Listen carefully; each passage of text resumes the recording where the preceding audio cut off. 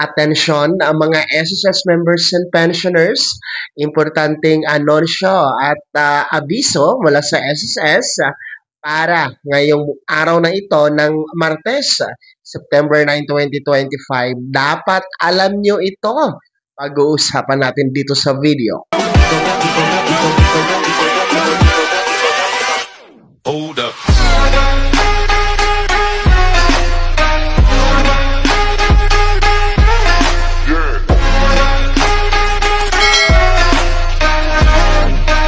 Hello mga ka-vlogs! Welcome dito sa aking YouTube channel. Magandang araw po sa lahat ng mga manonood. Saan po kayong dako sa mundo? Kumusta mga ka-vlogs?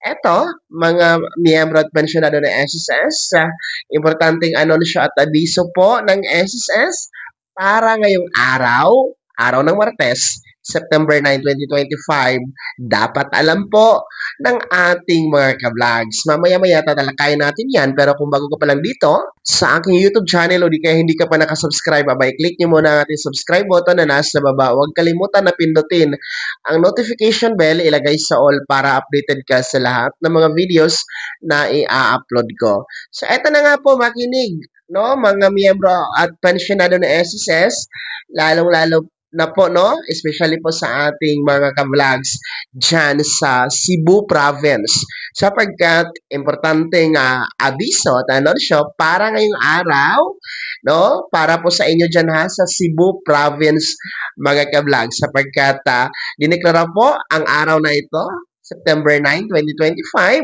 araw ng Martes, bilang special non-working holiday sa probinsya po ng Cebu. Dahil nga po sa pagunita ng kaarawan ng ating ika-4 na presidente ng Pilipinas na si Sergio Osmeña mga ka-vlogs.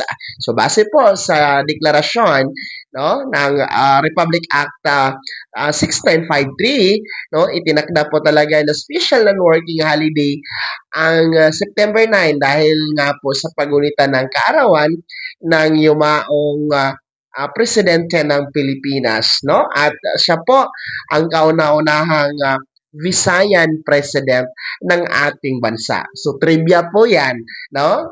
Si ex-president Sergio Osmeña ang ating 4th Philippine president at kauna-unahan na presidente ng bansa na galing po sa Visayas. So kayo, alam nyo ba ang trivia na yan?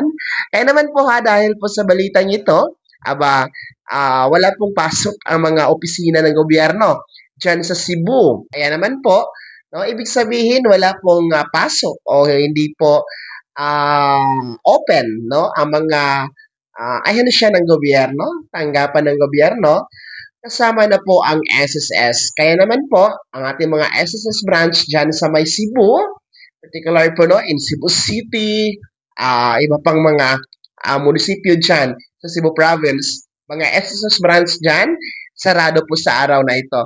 No? Kaya iwasan pong pumunta, iwasan pong mag-walk-in sa mga branches ng SSS dyan sa Cebu Province sa araw na ito dahil masasayang lang ang inyong pamasahe at oras. So kung meron kayong matransaksyon, bukas pwede po, no? Open po bukas, September 10, araw ng Miyerkules. Ngayong araw lang po talaga ito, no?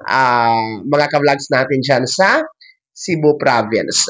Ang ating mga branch naman ni SSS sa Luzon and Visayas, nanatiling open po, no? Ulitin ko, ang special non-working holiday, no? Sa araw na ito, September 9, 2025, para lamang po sa Cebu Province. Dahil nga po, taga dyan o dyan po pinanganak si Philippine President Sergio Osmeña, no, mga ka-vlogs. Kaya wala po talagang pasok ang mga opisina ng gobyerno, kabilang po ang SSS dyan. Kaya naman po, ano po yung comment at reaction sa balitang ito? Sino sa inyo dito ang mga taga Cebu Province? Shout out sa inyo dyan. Kumusta mong tanan din ha? No? Unta na mo sa maayong panglawas o unta okay inyong kahimtang din na. Okay po sa ating mga ka-vlogs dyan sa Cebu Province. Pakikomento naman sa comment section na nasa baba kung saang parte kayo ng Cebu. no? Pakilakip ng buong pangalan niyo mga ka-vlogs. Bago ka magtapos sa video na to, kung gusto niyo po sumuporta sa aking YouTube channel, maaari niyo pong i-click ang ating super thanks button na nasa baba.